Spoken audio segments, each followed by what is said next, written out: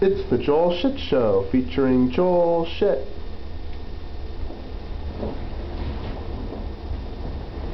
Hi, and welcome to the Joel Shit Show. I'm your host, Joel Shit. So, I'm at El Cortez in Las Vegas, Nevada. Right here.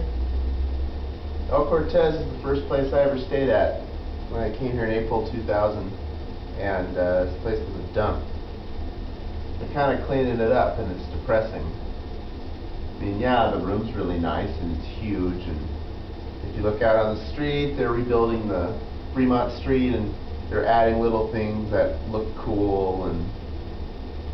But you know, I want crack whores in my neighborhood. I think it's part of the experience, so can't always get what you want.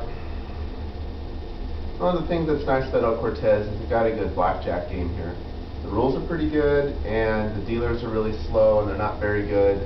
And you know, it's a good opportunity, you know, to practice, you know, low-level card counting, and you know, you could make some decent money at it, you know, almost enough to live actually, but you have to worry about getting caught.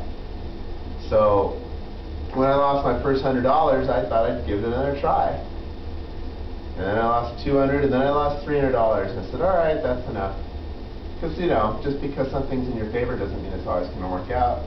After all, if that were the case, then every time something was not in your favor, you'd always lose. People win all the time when the odds are against them. It just goes that you shouldn't always lose when the odds. Sometimes you're going to lose when the odds are with you. So it's the same thing. So I'm not really bitter about it. Because, you know, I've made enough money playing blackjack before it. It's the ebb and the flow. You rock the mic, and I've got the flow. This guy at the table was great. He was playing the Royal Match, which is if you get dealt 2 cards and they're suited, then you get paid 2 to 1 or 3 to 1. And if you get the Queen and King of the same suit, it's a Royal Match, and it pays 10 to 1 or 25 to 1. It depends on which. There's 2 different pay tables.